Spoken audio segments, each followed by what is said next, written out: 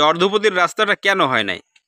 যে এই মুড়া করছি আমরা, সেও একজন জেলার হেও আওয়ামী লীগ মসজিদ, আমাকে মসজিদ চেয়ারম্যান, সেই উপলক্ষে আমরা দেলোয়ার বাইরে ভালো পাইছি এবং দেলোয়ারের বাইরে ভালো পাইতে চাইয়া এখন শম্ভুদা আমাকে ঘৃণা করিয়া আমাকে এই রাস্তাটা আসতে আমার দেয় না। সে আজকে 25 বছর এই শেখ হাসিনার নেত্রী ক্ষমতায়, কিন্তু উপশহর এই বড় রাস্তার পাশে একটা উপশহর, সেই হিসেবে আমরা এই রাস্তাটা পাই না। বৃষ্টি বদল হইলে পাচার, আচ্ছা, এই কষ্টে 1 ফিট পাচার খাইয়া আমাকে বহুত লোকের হাড্ডি, যে পাচার যে টিনের হাড্ডি ভেঙে গেছে অনেকে, হ্যাঁ তাই জোড়া লাগে না, ডাক্তারও দায়িত্ব। আচ্ছা, আমরা এখন যেখানে দাঁড়াইয়ে আছি এই স্থানের নাম কি? স্টেশনের নাম হইল চরধুপতি, পূর্বধুপতি শরীফবেদি, বরগুনা সদর উপজেলার কয় নং ইউনিয়ন? 9 নং ওয়ার্ড।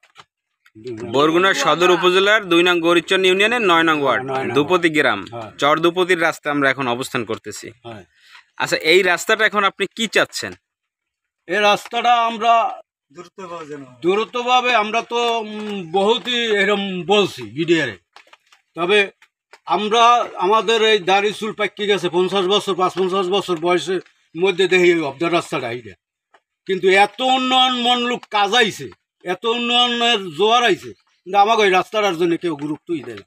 এবং কোনো আমরা খালি জনগণের প্রতিনিধি যারাই আয় হ্যাঁ খালি ভালোবাসাই দিতে যাই, ভালোবাসা দিই, ভোট দিই, কিন্তু আমাকে এই রাস্তাটা দেয় না কেউ।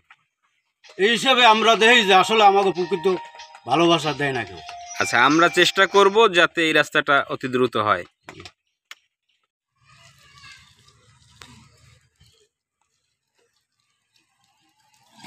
ভাইয়া, কাদা কেমনে আইলেন?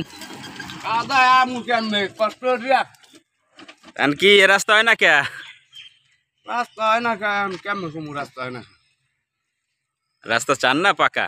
রাস্তা তো চাই। এত বছর হয় নাই কে?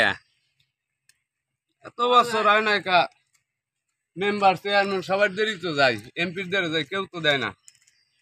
আছে এবার হইবে না, খালি কয় অবদা এই অবদার কাজও তো হয় না। ও আচ্ছা, ঠিক আছে, যান।